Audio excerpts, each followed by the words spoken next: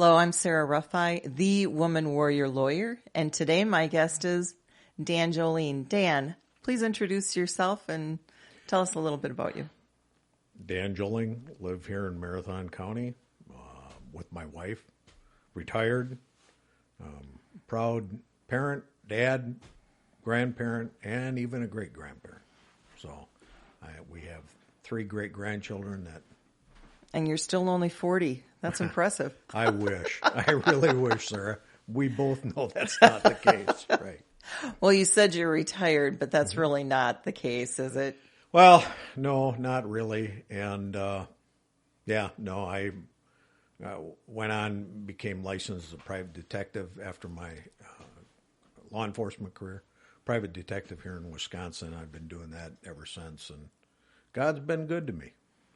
It's a lot of cases out there to work. That's for sure. And some very interesting ones, too, I know. Yes, there are some. Yes, there is.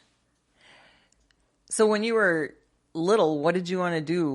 What did you want to be when you grew up? Did you want to be a private detective? No. Did you want to be a cop? Never.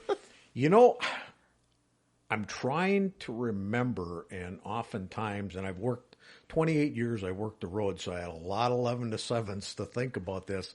And if I recall right, where the law enforcement came in is when as a high school senior, I joined the Wisconsin Army National Guard. Went to basic and AIT and then came back. And a friend of mine just down the street said to me, hey, what are your plans? And at that time I had no plans. Born and raised in Wisconsin Rapids area, and normally most people went and worked in the paper mill. I knew I didn't want to do that. Nothing wrong with those there, but I just knew that was not for me. And he says, hey, that Wood County at the time was looking for deputy sheriffs. So I thought, yeah, let's give that a try. So I went and wrote the test, passed it. Went in front of the oral boards, apparently did good, passed that. And then I got called in and told that I was too short. And the Take it you weren't aware that there was a height limit or a height restriction. Well, there was, and I thought that I made that, but apparently a half an inch was not good enough, and I thought that really did it because immediately I had seen enough law enforcement officers. You don't see a lot of them anymore by virtue of the fact you've just got to survive.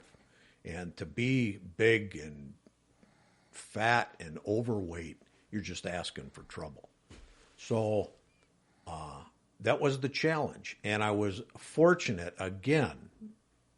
when I was born in that right about the mid-70s as they came out with the height and weight had to be proportionate like the military did.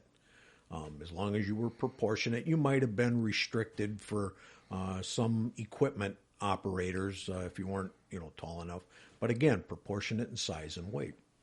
And that started, if I recall right, the Wisconsin State Patrol.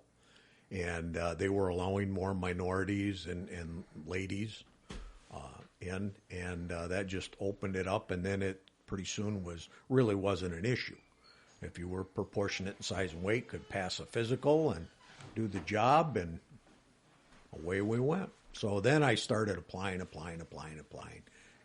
finally got accepted in a department, and started 2 years part-time, and then went to this other department, worked 28 years, and then came up here to Marathon County to start the Kronenwetter Police Department. So. You were also in the military, though, right? Or were you in the reserves? Correct.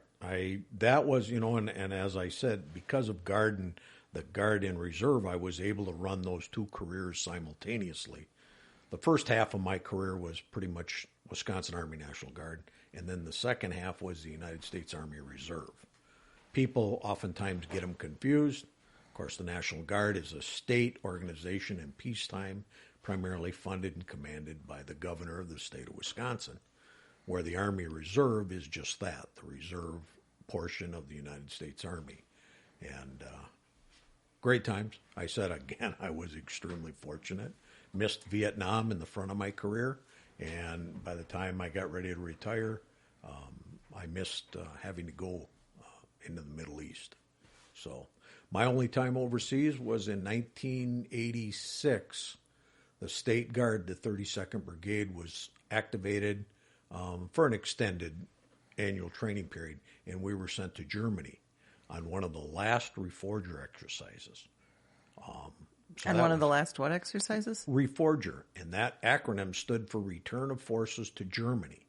That was an agreement made way back, I believe, General Eisenhower had something to do with that. And it was part of, and what I was primarily a Cold War veteran, is we trained and trained and trained to go activate and go to Europe to save all those folks from the Russian onslaught across the Rhine. And all of our training, and that's why Fort McCoy, I think, became so pivotal, was because it very much replicated a European scenario, the terrain, the land. So there was just hours and hours spent out there in the field and trained. Like I said, got a chance to go to Germany.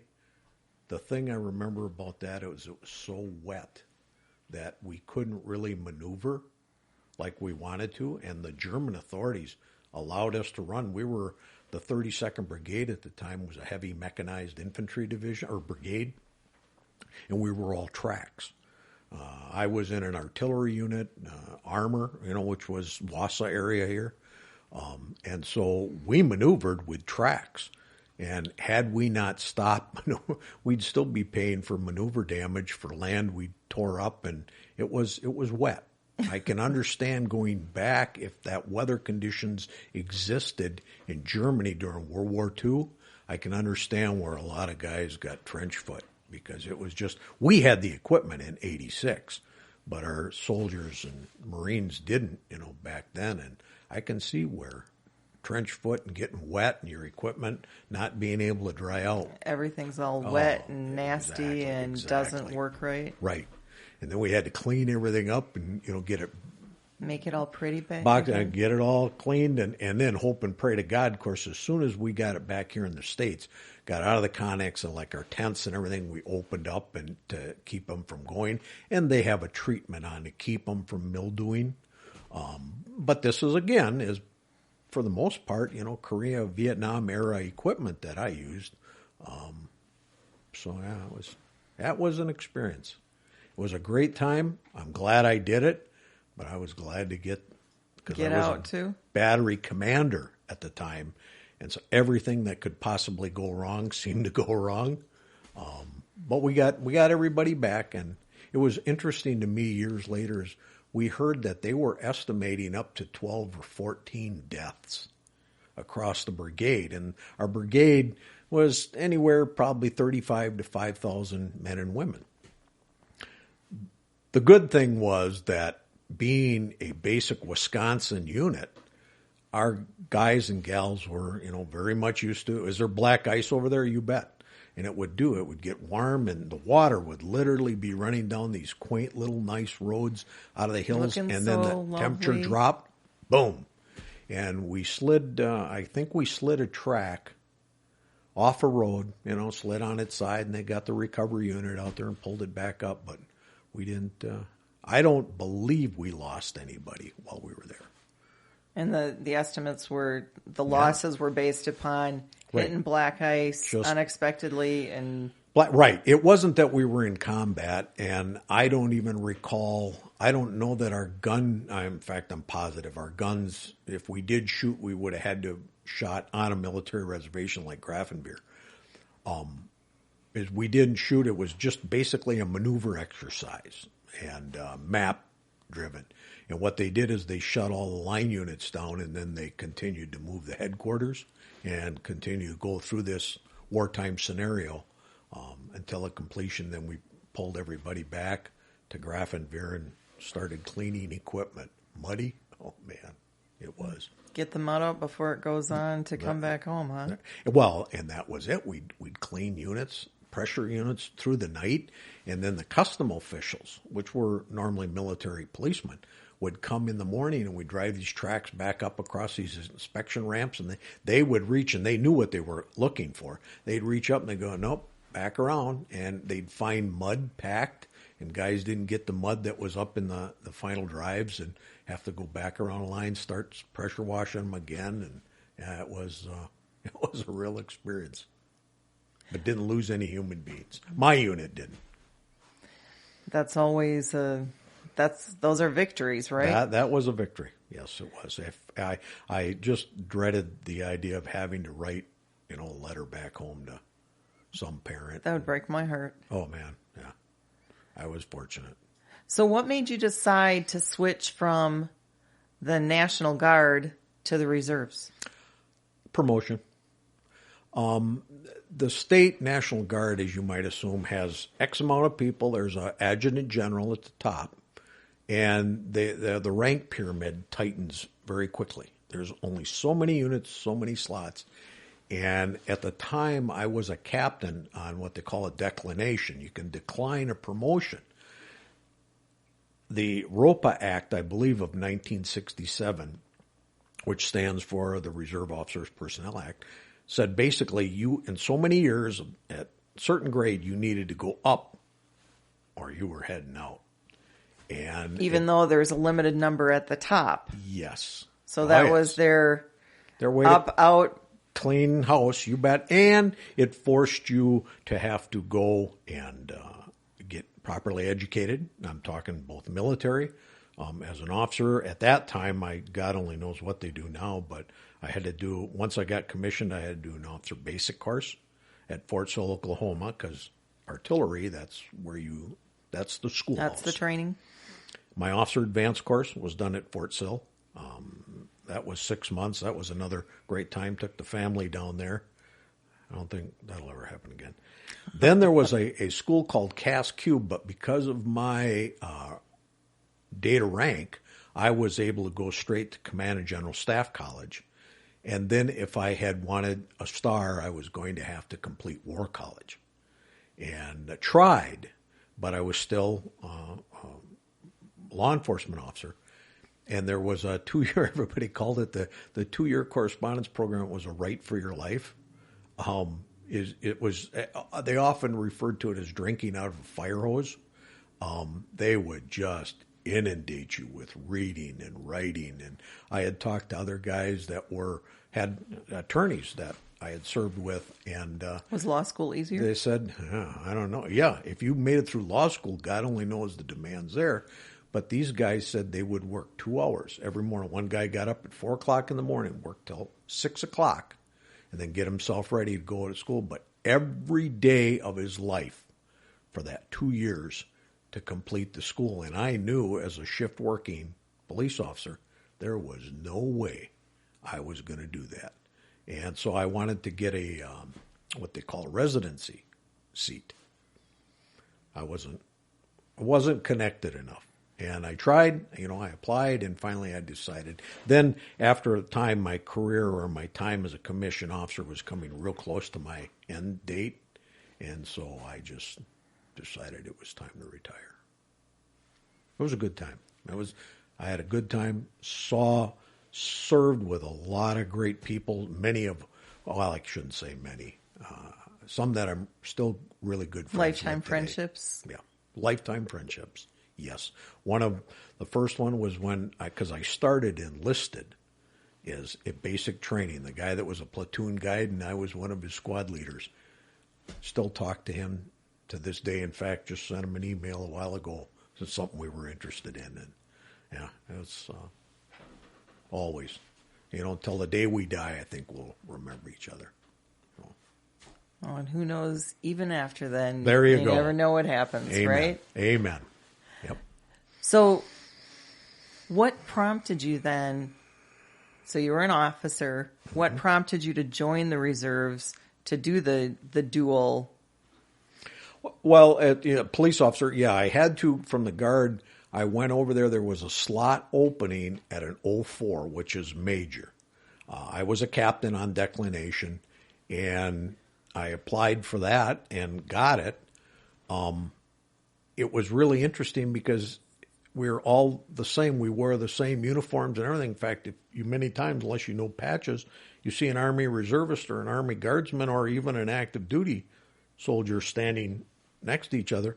You wouldn't know. And nowadays, especially with so many of our reserve and guardsmen have served overseas, they're wearing overseas patches, and one would logically think they're active duty.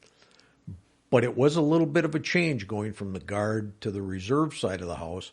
But I had a chance then to be assigned full-time with a unit. It was a stand-up unit called the Training Exercise Detachment, part of the 85th Division, used to be during World War II, 85th Infantry Division. And got to go over there, and they had a part of the organization was a field artillery team, and they needed a fire support evaluator. And so that was the job I got. And then shortly after getting there, I had a chance to go to Command and General Staff College, got promoted to major, got a chance to go to Command and General Staff College at Leavenworth. And when I got back, the colonel said, well, you get back, we'll give you command of the team, the field artillery team. And that was an 05 billet, which is a lieutenant colonel. And I got that, and then came in the window of promotion and was able to get promoted to 05. And toward the end of my career, they merged what used to be known as the Readiness Group at Fort McCoy, and almost all installations, especially those that trained Guard and Reserve units, had an active duty Army. They called it the Readiness Group. And they merged them anyway here at McCoy and made this part of the Field Exercise Brigade. My job then became an active duty billet. And so they offered me a position down, or I applied for a position in Arlington Heights, Illinois, at the 85th Division headquarters then. And went down there and finished my time and promoted to colonel. And so your promotions in the military, did they happen to coincide with your promotions as a police officer? Was there any type of correlation between the two? Interesting that you ask that, because over time, when I stop and think about it, is whenever my life was kind of hitting some hard spots on my civilian career, my military was going good. And likewise, if things kind of got in the trenches in the military, my civilian career was going good. And so I think that kind of balanced me out and kept me going. But, I got to thank my wife. We had 4 children. They were all just little tykes, and she stayed the course. She's mentioned it a couple of times that stayed the course. Owe her. Through the water. In fact, I think when we went to Germany, the water heater failed, and I can't remember how we got that fixed, because I normally always I got to fix it. That's what we do. Oh, you're a control freak. Kind of. Yeah, kind of. Yeah. And no, I think you can better say I'm cheap. That too. Yeah. I think they kind of go hand in hand. Very good.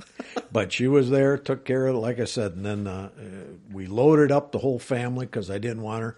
And when I went through my officer advanced course, it was what they called a PCS move, permanent change of station.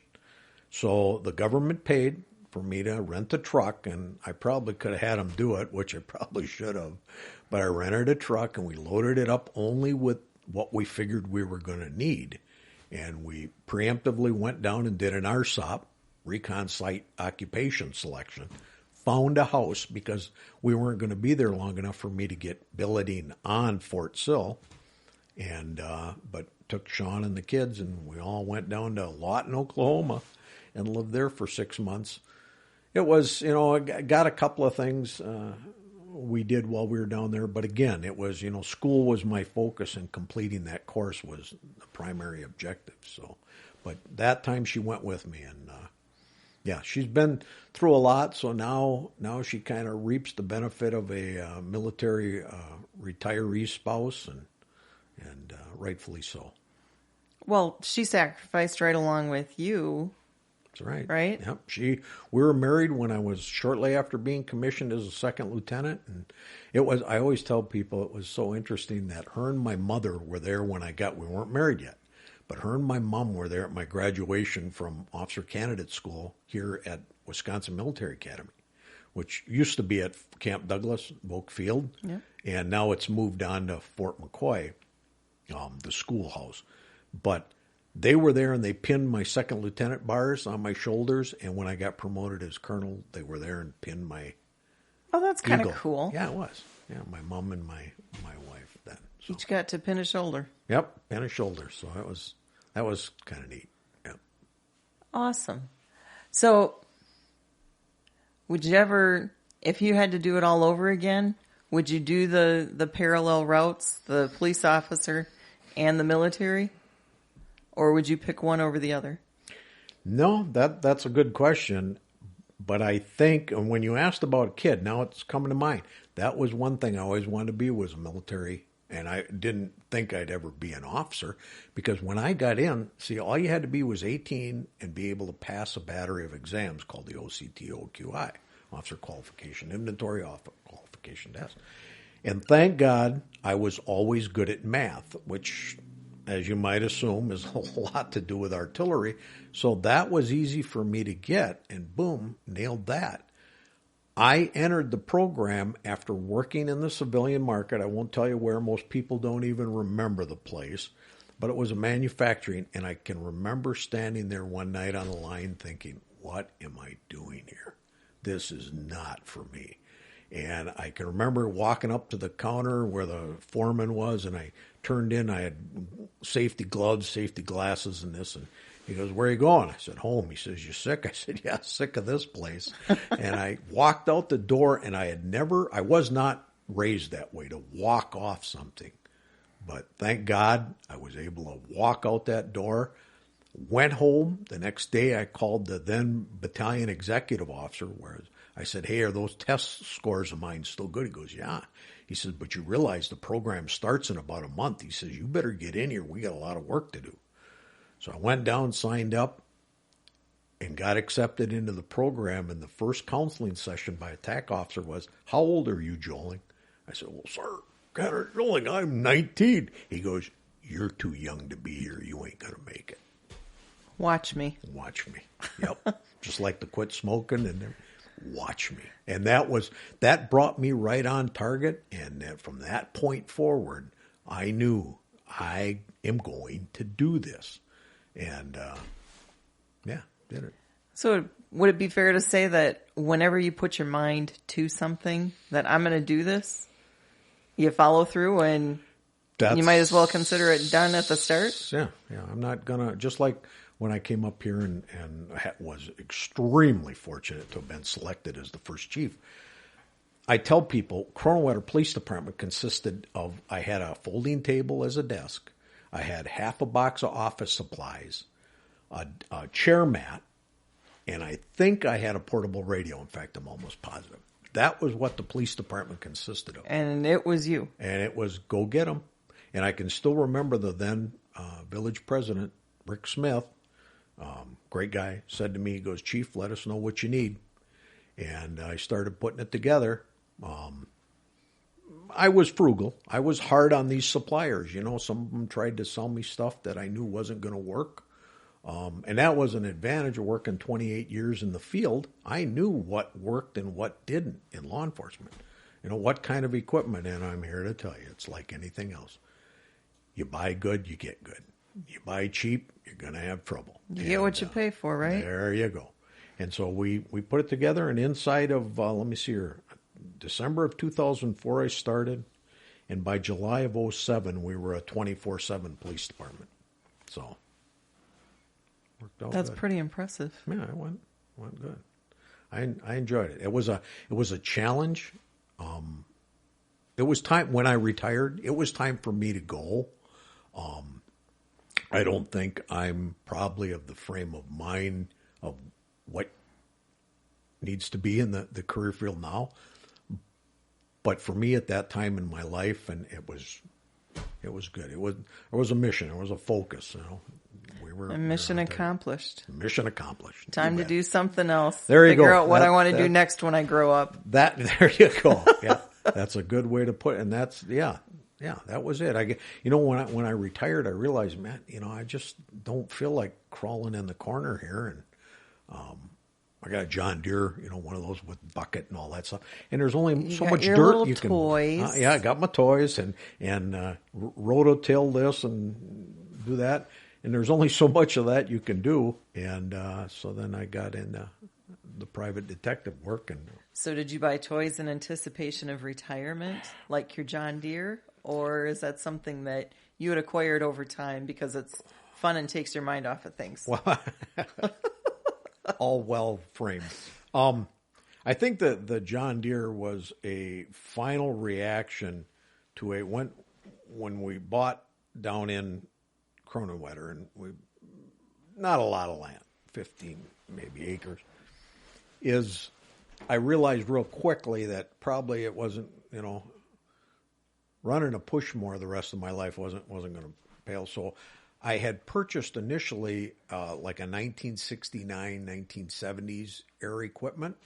Nice little tractor, but it just was too utilitarian. No power steering, none of all this good stuff. Just the basics. Just the basics. Did the job, though. And it got, it had a 5-foot snowblower on. Once I finally figured out there was some PTO shaft size, pulley size discrepancies, and once I finally got that diced out, that thing blew snow. I could blow it all the way over to Bavent, but it just was so utilitarian, and to try to hook up, and I pulled a muscle in my neck again, trying to get it. I told my wife, that's it, I'm done, and then went into this newer family of tractors where you basically drive up to things and hook them up, and it's pretty easy to do. Version. Yeah, but then you got to have attachments. See, you can't just, you can't have the basic. You got to have the toys to go with it. The pluses. Attachments that go with it. Yeah, I got a husband like that too. So it's very. I tell everybody after I get out and blowing snow, and even this past summer, I finally found one, a Curtis cab, which Curtis has made cabs for tractors for years, but it's got a heater in it and windshield and windows that slide shut. And so now you're going in class. You bet. And every time I'd go out, which wasn't much again, but have to blow snow, boy, that is nice. Well, and I'm presuming that your little tractor gets stored in your shed. Oh, definitely. That's got to go in. Thank God I got a mother that has a spare, because we have 3 vehicles, and the one's kind of a toy.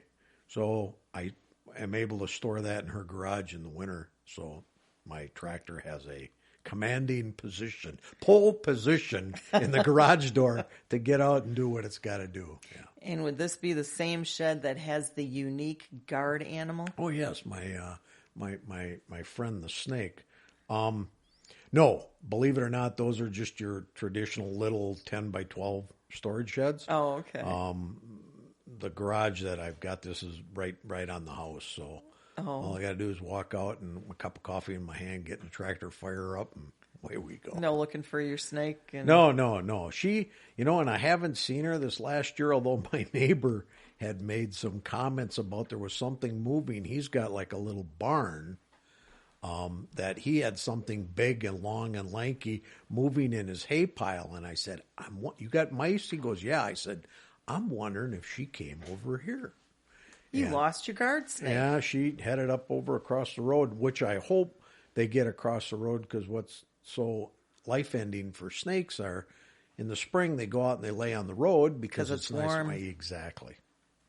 And then they don't get moving fast enough. Somebody comes along and runs them over. And so what kind of snake was this? It's a fox snake. I've had a couple of different ones, because one I know was injured or killed. But the ones that I've had are 5, I would say they easily get 5 to 6 feet. And they're probably about 3 inches across in diameter, 3-4 inches, and pretty good sized snakes. And the reason I know this is I found shedded skin. There's skin when they shed, and have taken a ruler out and measured it. But I have such a field mice problem that if I didn't have her around, and the reason I keep calling her is I told Pat I was cleaning out that garage and I found it one time. In fact, a couple of them, and I took and tossed them out. I have long grass just not far from the shed. Tossed the snakes out? Yeah. Okay. Grabbed them and tossed them over there so Yeah, I I could would have clean been- the shed out. I would have been running out of there screaming. Oh, okay. And went back in and was cleaning it out, and I had an opening between the siding and the framing, and that one came up and she nailed me in the side of the leg.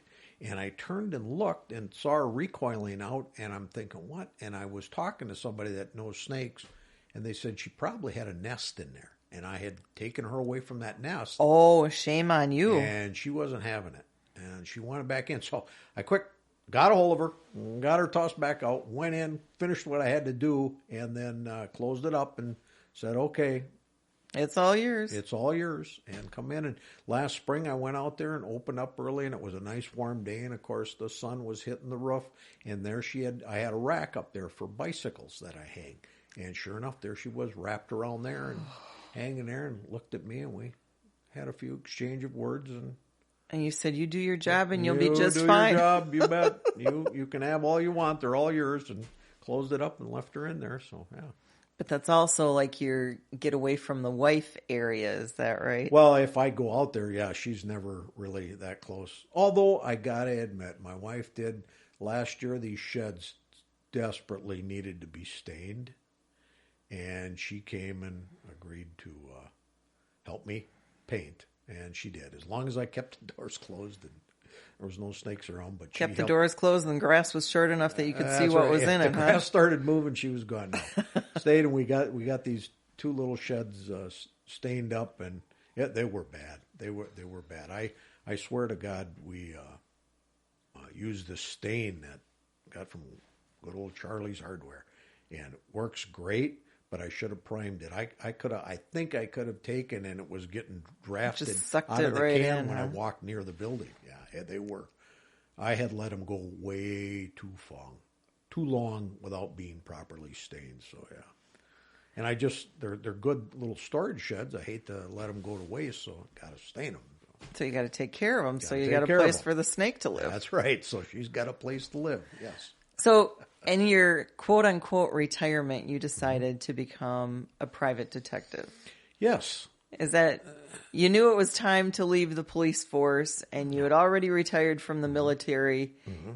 You just couldn't walk away from law enforcement and law and order type of world? Or how did you decide that that's what you wanted to do as your next plan B? You know, it was something that I looked at because there's a myriad of jobs that, could get done. And, could I go out and put in food plots with my John Deere? And, you're talking overhead, and of course, and then breakdowns and transportation issues and all that. So what can I do? You look at, where's the overhead at? And, my brother for years, better than 30 years, has made a pretty good living pushing dents out of cars. He does paintless dent removal.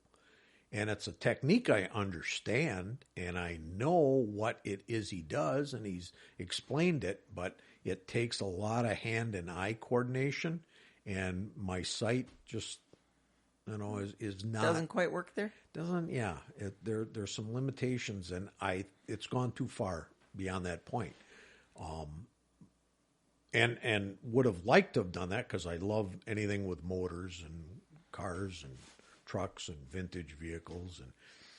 But this was something I knew I could do. I'd investigated in many cases and kind of put together a somewhat of a business plan, and had intentions for it to become my son's, but he kind of took a different path. And things happen the way they're supposed to, though, right? Yeah, I think you are very right on target there. And so it's something I'll do. I don't know if I want to, do it always, but the clientele I work for are primarily... Well, you got to watch out for some of those lawyers. Amen. Is primarily attorneys in the Wausau area. And so they understand those limitations. And like if I want to take a vacation, more than welcome and agreeable to that. And paper service, I know we've kind of gotten that down. So yeah, it's worked out good. Like I told you earlier, I said God's been good to me. but it's something I don't think I'm going to want to do, when I'm 80. That's for sure. Well, at some point, one would think that you'd actually want to retire, but then again, like you said, there's only so much dirt to move around, and what are you going to do? Just sit in your chair? Over the years, Sarah, I have seen so many guys, not so much from around here, but where I came from, that worked hard, and then get to that stage in their life and sit and wait for death to come knocking. And I'm not quite there yet. Some things I'd like to get accomplished. So. Well, and I know lawyers have a tendency that they are so buried into their work that when they retire, they don't have any hobbies. They don't have anything to do, and they basically die because they have nothing to do after spending their career. Good point. Is that something similar that you see in law enforcement, or because of the schedule, people usually have some other side hustle that they're working on? Absolutely. Throughout my career, now that I sit and think about it, I normally have seen law enforcement, especially close to that, are very entrepreneurial, and you'll see them get involved in things or little side businesses or hobbies that they have, and kind of I motorcycle, although I know there'll come a time when just probably safely can't do that. I'm going to have to hang up the old bike. I've even told my wife that that's something I'll stick in the corner and my great-grandson can have, because neither one of my sons just don't have that much of an interest in motorcycles. So, okay. And maybe he'll like him by then. God, it's already hit a collector year now. So it'll really be a unique piece of equipment. But yeah, and traveling, we traveled. I'm not crazy about air travel right now. I don't. Yeah, I'm with you on that one. I don't like the restrictions. I don't like the way you feel. I dread flying anywhere. I will take a couple of days and drive there. As to fly it. To me, it's just we've taken it and we've relegated it to you almost feel like I did in basic training when they moved. They used to call them the cattle cars. They were semis, trucks. Pretty much. And then they'd move everybody on there and they'd haul you to training sites. And that's just what I feel like when I'm going to fly. I'm guessing that's not one of those memories that you cherish. No, ma'am. It is not. But yeah, I'll find something to do. Although I was just thinking, I finally, again, told Pat here that I finally finished this Vanity that my wife's had since she was a little girl. And I don't know if you call it Vanity. It's where a woman sits and puts on her makeup. And it is a Vanity. And she had it when she was a little girl, and somebody had antiqued it years ago, put an antiquing on there, and it looked like sin. And so we had talked about, well, can you strip it? If it's laminated, sometimes you can't. And, well, I'm here to tell you, we bought a bunch of stripper and had at it. The big thing was getting all that old antiquing off of there. Got it cleaned up, and then bought this spray stain and sealer, and they call it Varathane, and put that on there. And my wife was really quite impressed. So, but I don't know, that was an awful lot of work. I don't know if redoing furniture is in the cards for me, but maybe just maybe a little more traveling, but it have to be on road. Nothing wrong with it. There's a whole lot of territory you can go see. So over all of the experiences that you've had and over your career, what's some of the best advice that you've received so far? That I've received? Mm-hmm.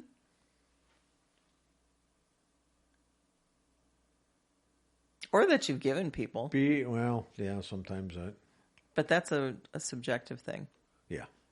I would have to probably say is keep your head down. If you have a task, stay focused on it. And you might be real surprised what you'll end up gleaning out of that experience. But probably more so is I've always, tried to treat people. That old saying is, treat somebody like you'd like to be treated. And the golden rule. Yeah. My wife will oftentimes point out about how, and I worked in a small town and everybody was down, and my kids would have to put up with the hassles about your dad this and your dad stopped me. And that's what always kind of cracks me up is I always seem to stop people that were doing 800 miles an hour over the limit, and I'd give them a break and let them go because I knew them. But then the people that I would stop and give a ticket to were only going like 1 or 2 miles an hour over the limit. Oops. Couldn't be further from the truth on either point. One, I always would give breaks, everybody, warnings, but then I kind of expected people to heed the warnings. Yeah, no, And not so much. when I started stopping the same person a couple times for the same violation, that was when I did my job, And I knew people paid me, and I was paying taxes, I lived in the town that I paid taxes in, that I worked in. People expected me to do things. And that was big, not to jump to conclusions. That was especially in law enforcement. Yeah. Is so quickly everybody, just like this whole Colorado shooting you're seeing right now. Yeah. I know you're aware. People are jumping, and some people in some pretty influential places are jumping to conclusions. They don't know what they're talking about. And always sit and listen. I worked with some great guys that they wouldn't have done that, and that wouldn't happen. And armchair quarterbacks, aren't they great? Limit their scope of investigation, and I know probably in many cases didn't do their job properly because a preconceived notion about this person didn't do that or they wouldn't do that, or I've known them for years. Well, that might not be the case. I told a guy one time, he goes, "Oh, come on, Dan, you know me. You could come in. We're dealing with a gun situation." And I says, "I'll tell you what. Let's say his name was Frank. Frank, you're right. I do know you, but I don't know what you're thinking. And I'm also not stupid enough to think 5 seconds ago you couldn't have held me at the door and went in and hid that weapon and or pull that weapon out on me. So, no, I'm not, and I can't remember, but it was a condition of how we met or the conditions under which we were going to deal with this case is that, those preconceived notions can get you killed." Yeah. As I've often did tell people, especially young law enforcement officers I'd work with, is the biggest killer of small town cops is complacency. I believe that. Yep. You get out of that car and you go walking in, strolling in, do. I don't know if you remember. I know you practice in the southern part of the state, right? No, I've actually always practiced here. Here in Wausau. Do you remember a couple of years ago when it was north of here where that officer responded to a domestic violence, one of the most dangerous and unpredictable situations there are. And the guy said, "Hey, come on in, Chief, I know you." And he started walking in the house, and kaboom, he met his end right down the hallway. And that's stuck in my mind, and would always try to enter. And for many years, it was basically the three of us that went to complaints, me, myself, and I, Your favorite tribe. Couldn't stand them. But, when you roll on a complaint and you're all alone in the middle of the night, you think and you act and you move a whole lot different than when you show up with 5, 6, 7, 8, 10, 20, 30 squad cars. Well, yeah, you have to rely on me, myself, and I. And all three of them better show up for the game. That's right. That's right. Yes, that's absolutely right. With a clear mind and listening to their gut. Yeah, that's right. And that's why Southern Swing, I really believe it's a commie plot to wreck the American worker. But I worked Southern Swing. That was 11 to 7 through 11 days primarily. But I always told people when I went into 11 to 7, I would go into my survival mode. And it was basically sleep, eat a little bit, spend some time with and sleep and go in. Because I said the worst thing you can do as a cop is in the middle of the night, and then when we're alone, is be half asleep. Right. That will get you, and get you killed in a heartbeat. So I got one final question for you. If you were able to just snap your fingers, no work required, and you could change anything about today's society, what would it be?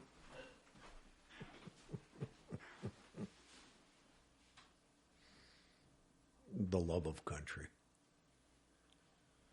Put your personal agendas aside, and we have one of the greatest countries, or did. It's just so disheartening. Watch the news and listen. Well, the best thing you could do is to turn off the news, from my perspective. Amen. I would have a tendency to concur. Yeah, it just, and being that I am at the age I am now at, and seeing and coming through this, living, basically growing up in the late 60s, early 70s, and then being, and what we had. Didn't really appreciate it then.